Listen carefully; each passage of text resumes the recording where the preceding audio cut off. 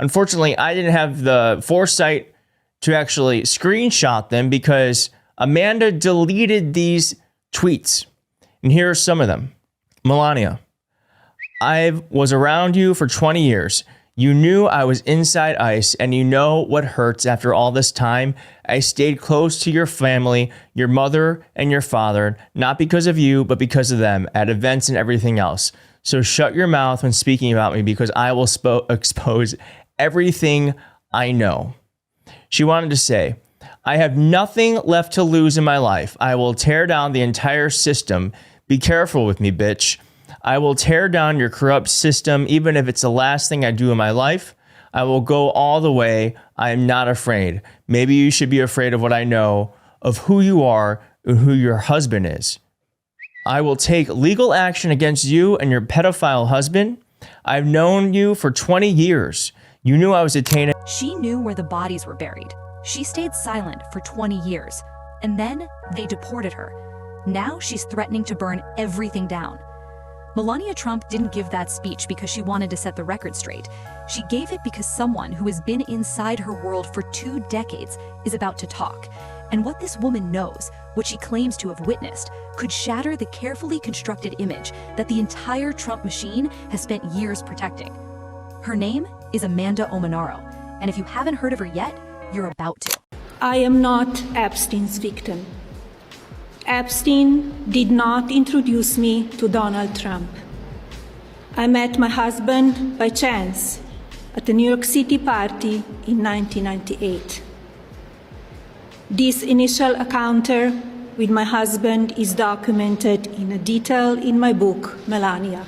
Well, we actually went through the book and we looked into it, and she's right. That is in the book. Here it is. On chapter 5, hi, I'm Donald. Quote, my boyfriend is throwing a party at the Kit Kat Club tomorrow night. She said, please come. We haven't seen each other in so long. This was a friend of Melania's. Now, this person is not actually defined or named in this book, but I've come to learn that that person is Amanda Ungaro. Amanda and Melania go back further than most people realize.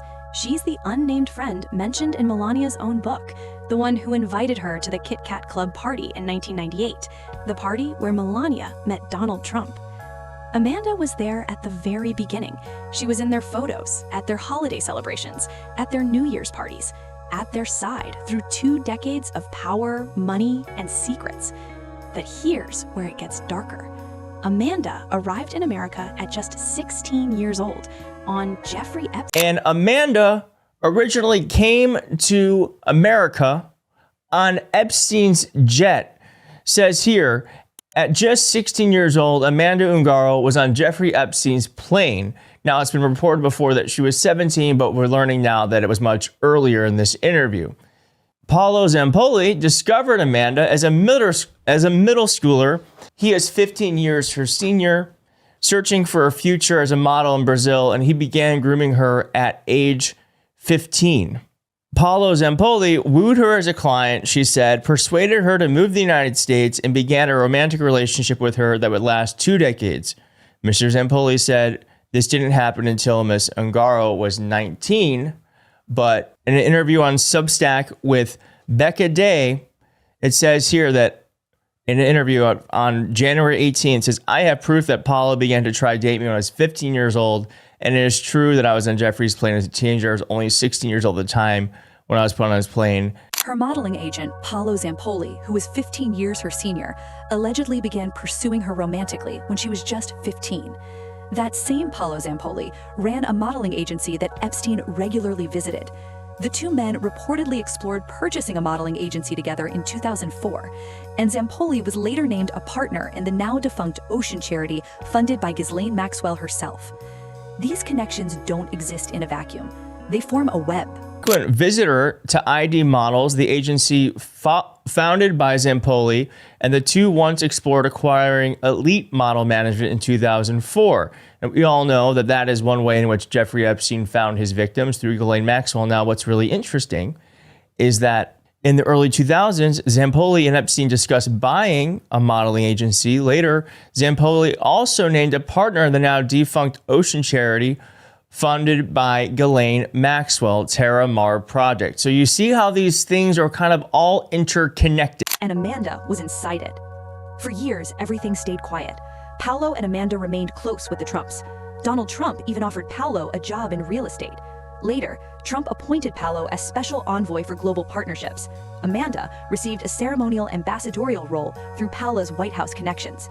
These were people who had dinner together, laughed together, celebrated birthdays together. Donald Trump changed his life. Trump offered Paulo a job in real estate. And here's more photos of them. They are just, these folks loved a camera. All right, so these folks are very interconnected. And just to show how much they were connected, Donald Trump named Paulo Special Envoy for Global Partnerships. That's about a year ago on March 11th, 2025. And Amanda Ungaro was appointed to a ceremonial role as an ambassador of Grenada to the United Nations through Zampoli's connections to the White House. Okay, so these are people who are very close to the Trumps. Then the relationship between Paulo and Amanda fell apart, and Paulo made his move. He contacted ICE. He used his White House access, the access Donald Trump handed him, to have the mother of his children detained and deported during a custody dispute. Okay, here's why. Because you remember from about a month ago, Paulo Zampoli had her arrested. He asked ICE to detain the mother of his children. Last June, the man credited with introducing Trump to his wife asked the administration for a favor.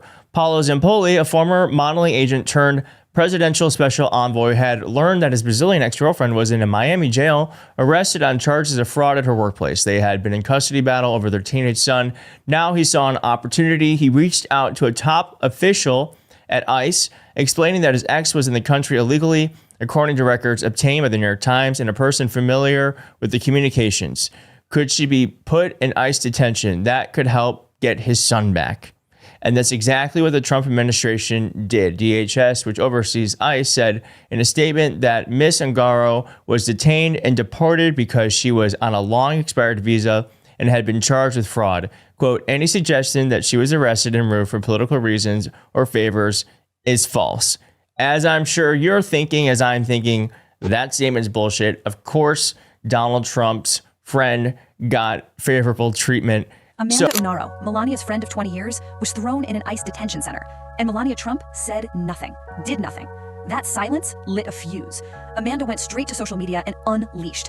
She accused Melania of knowing she was detained. She referenced crimes involving children. She wrote publicly that she would take legal action against Melania and her, quote, pedophile husband. She said directly that Melania tried to involve her in an evil mission involving children, but failed because she has character. These are not the words of someone exaggerating. These are the words of someone with nothing left to lose. And now she's speaking to CNN. I mean, we are learning now.